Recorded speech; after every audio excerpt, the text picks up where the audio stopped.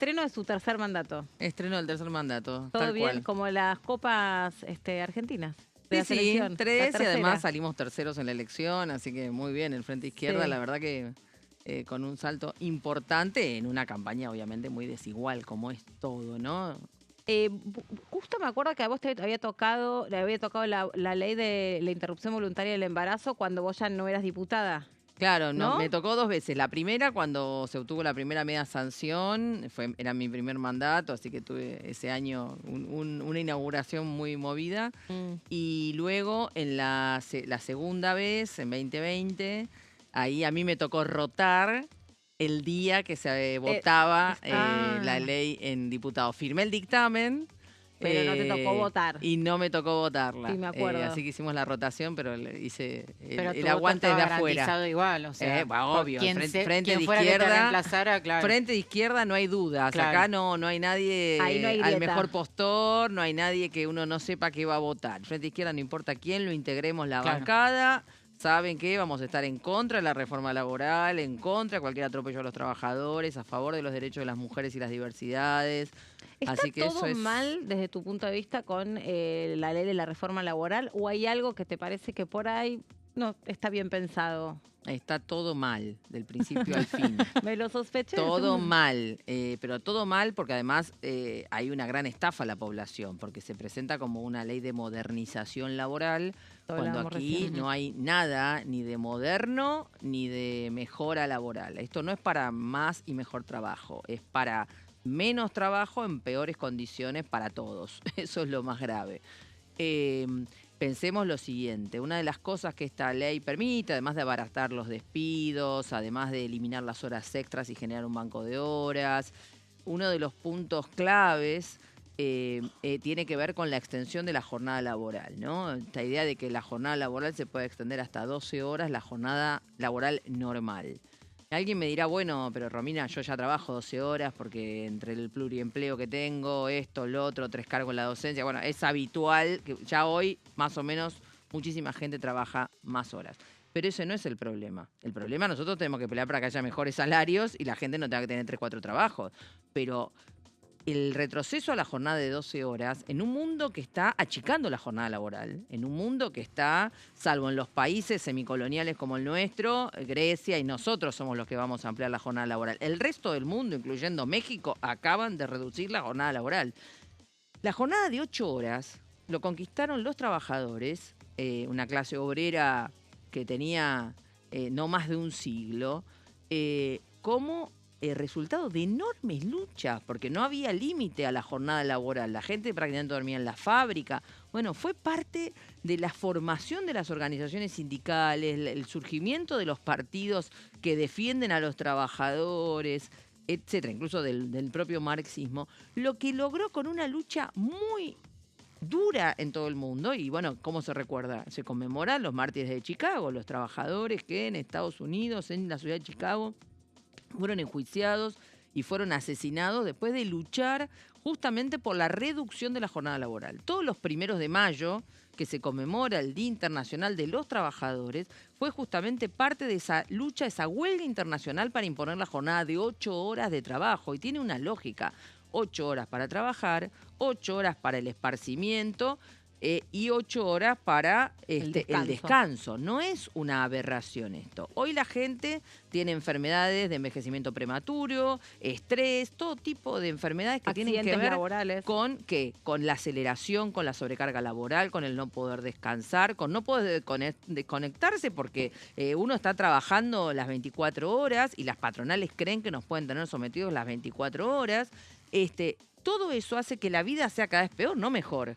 Entonces, el problema de llevar la jornada a 12 horas es muy grave porque es un retroceso de 150 años en los derechos de los trabajadores. No me queda claro, ¿eso está establecido finalmente en el proyecto? Está puesto por lo menos no leí lo que presentaron hoy, pero claro, lo que estaba hasta ahí era la flexibilidad de la jornada para porque llevarla yo hasta 12 escuchado horas. El banco de horas. Bueno, no, pero el banco de horas es otra cosa. El banco de horas es que si la extensión de esta jornada laboral, ponele que vos te la organizás a como vos te querés. dicen, bueno, listo, la jornada laboral promedio acá va a ser de 10 horas, pero vamos a hacer un banco de horas. Si yo te necesito 12 horas, 14, 16, esas horas se van como acumulando y entonces yo no te las pago extras. Sí. Te digo que en otro momento vas a trabajar 2 horas porque yo ya no te necesito y en lugar de que te tengan que garantizar la jornada de 8 horas o de 10 horas, voy a usar esas horas, ese banco de horas y decir, bueno, quédate en tu casa, pero porque vos ya trabajaste estas Sí. horas.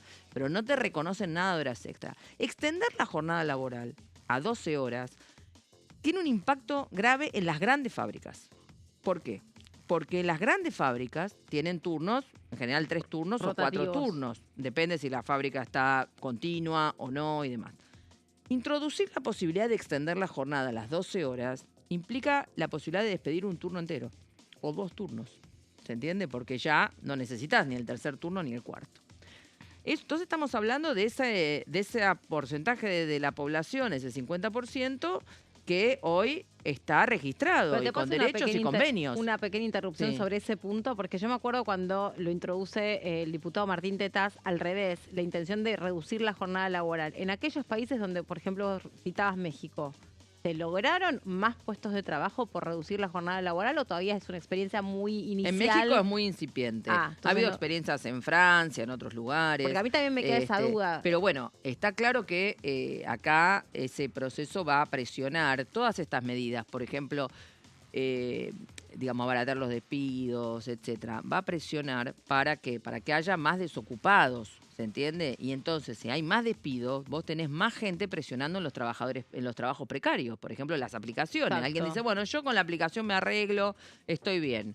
Bueno, esta reforma lo que pretende es decir que no hay ninguna relación contractual real ni relación de dependencia con las aplicaciones.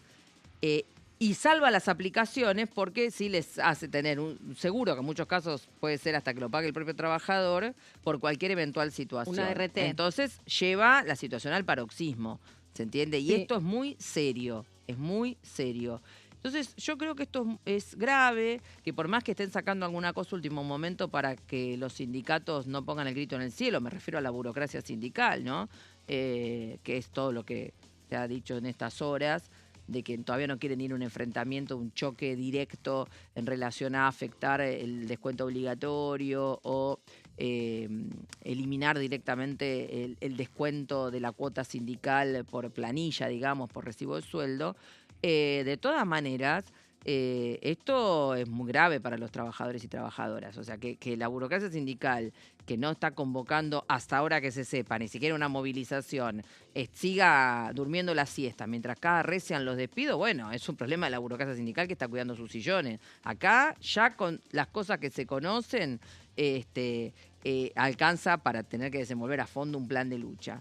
Como mencionábamos hace un rato, fuera del aire, se avanza sobre estatutos, se avanza sobre convenios colectivos de trabajo, se avanza sobre cuestiones que ha sido muy esforzado conquistar. El solo hecho que, por ejemplo, se permita que las vacaciones se fraccionen y que no tengan que ser dadas en el verano, especialmente a aquellos que tienen hijos o hijas, es muy serio, porque después tenés el otro contraste, vienen, te hacen un borrador de ley de mal llamada libertad educativa que dice que la responsabilidad educativa es de las familias. Ah, sí, mira vos, de una familia que, entre otras cosas, no tiene ni siquiera la posibilidad de estar junta en el periodo, aunque sean algunos días, en el periodo vacacional. Entonces, es mentira que se defienda a la familia, se la está atacando, se la está separando, se está impidiendo que haya lazos y vínculos que se puedan desenvolver y afianzar, aunque sea algunos días al año, saliendo de esta sobrecarga laboral, ¿no? Y cierro con esto, el 18, que todo indica que se va a tratar esto en el Senado, o por lo menos esa es la intención del gobierno, que está acelerando todo, ya hay una convocatoria a movilizarse de la coordinación del plenario del sindicalismo combativo, de las organizaciones jubiladas y jubilados, del movimiento piquetero, de la izquierda, así que ya el 18 está convocada a partir de las 17 horas la movilización para venir hacia acá, hacia el Congreso, y bueno, creo que tiene que haber asambleas de base, imponer que los sindicatos tengan que marchar también y tiene que haber un plan de lucha, eso debería ocurrir, pero no vamos a esperar y ya está convocada esta marcha. En el bloque anterior hablamos mucho del tema de la falta de registración laboral, ¿no? El gran problema del empleo en negro. Entonces, ¿cómo se hace para facilitar la registración y que baje el empleo informal? Bueno, abaratar el despido no va a permitir que haya mayor registración laboral, ¿no? Mira, La reforma laboral no es nueva. Acá, de Menem en adelante, los sucesivos gobiernos han aprobado medidas de flexibilidad laboral.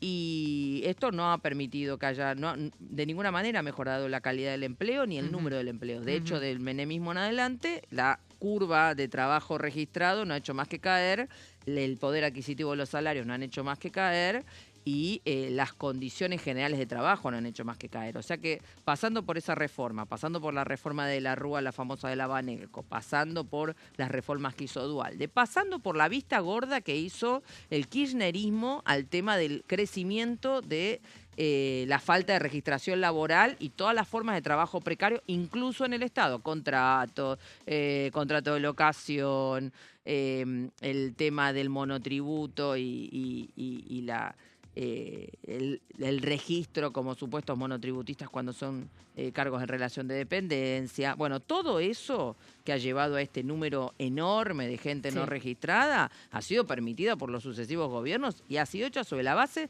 de medidas que decían que iban a permitir el aumento del empleo. Vos no te olvides que con la ley base famosa se achicaron las cargas patronales una vez más, se generaron una cantidad de figuras del colaborador, esto, lo otro. Algunos vio Se que bajaron las multas, ¿no? se eliminaron prácticamente todo tipo de multas por la falta de registración y además se creó la figura del colaborador y se achicaron las cargas patronales también otra vez más achicando las cargas patronales. No hemos visto que haya crecido el empleo registrado en ninguno de todos estos años, a pesar de que ha habido cantidad de medidas. Recuerden que ha habido leyes de promoción del empleo en la industria textil, en el calzado, todo tipo de cosas de este estilo que tienen que ver con bajar justamente las cargas patronales y sin embargo nada de eso ha mejorado la condición de la registración. Para registrar lo que tiene que haber es una ley como la que presentamos nosotros del Frente de Izquierda, ahora lo charlábamos con Néstor Pitrola, que también ha regresado a la Cámara, que desde que él ingresó, que fue la primera vez que ingresó el Frente Izquierda a la Cámara, venimos presentando el proyecto de ley de registración laboral masiva, que a la simple denuncia del trabajador diciendo yo acá estoy hace tanto tiempo, automáticamente pase a estar registrado y la patronal teniendo que registrarlo y protegido contra despidos por el lapso de 2 años. Entonces, eso es lo que tendría que hacerse.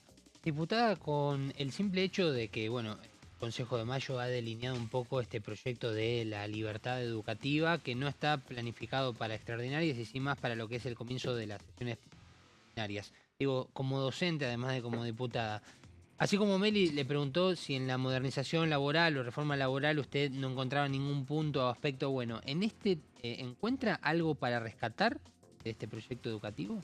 Mirá, yo creo que hay que darle una definición a esta mal llamada ley de libertad educativa. Es la destrucción del sistema educativo. Es la destrucción completa. ¿Por qué? Porque en primer lugar elimina la obligatoriedad de la asistencia a clase. Bajo el eufemismo de la libertad educativa, habilita todo tipo de formatos que ellos llaman educativos, pero la ley misma no define educación. Solamente habla genéricamente de la libertad de formarse, simplemente. Entonces habilita la educación en el hogar, la educación a distancia, mecanismos híbridos. Bueno, dice que van a crear en el ámbito de la Secretaría de Educación un mecanismo de certificación. Para simplificarlo. Pero si estamos en un momento donde los niños y las niñas están bajando su rendimiento, su comprensión lectora, la posibilidad de resolver problemas básicos matemáticos y están desenganchándose de la escuela porque están en sus casas enfrentando situaciones sociales muy complejas. Entonces, lejos de volverlos a las aulas, los estamos expulsando Totalmente. No solo eso, sino que se está permitiendo que avancen los sectores más oscurantistas, los sectores que quieren que los chicos vivan en condiciones prácticamente de secta, los que quieren que solo reciban la educación de su confesión religiosa, que solo reciban la educación que se imparte en un determinado ámbito, y eso va a ser legalizado. Justamente uno de los grandes temas de la Ley de Educación Nacional, la 1420 primero, digamos, que me parece que ha sido importante en su época, con los límites que uno le puede colocar, pero ha sido importante porque era una ley que avanzaba en el proceso de secularización, o sea, de separación de la iglesia y del Estado, de colocar a las niñeces en la idea de que hay que asistir presencialmente a clase. Y hoy, además de montar un negocio fenomenal, porque vos imaginate que como se habilita incluso la educación en el extranjero, vos vas a tener un montón de academias, de instituciones que van a vender el curso de educación en cualquier lado, X, y con títulos que se van a reconocer, y que eso no quiere decir de ninguna manera mejor educación. De hecho, tenemos claro que en muchísimos países del mundo, que aunque aún avanzado, los niveles educativos de una formación integral en conocimientos científicos, bueno, son ampliamente limitados. Bueno, el propio Estados Unidos, ¿no? Los chistes, cuando uno ve Homero, digamos, Los Simpson, ¿no? Es una parodia muy clara de los niveles de formación general de la población norteamericana. Entonces, eso dista años luz de una escuela de mediano rendimiento de nuestro país, aún con las limitaciones brutales que tenemos en materia de financiamiento, etcétera.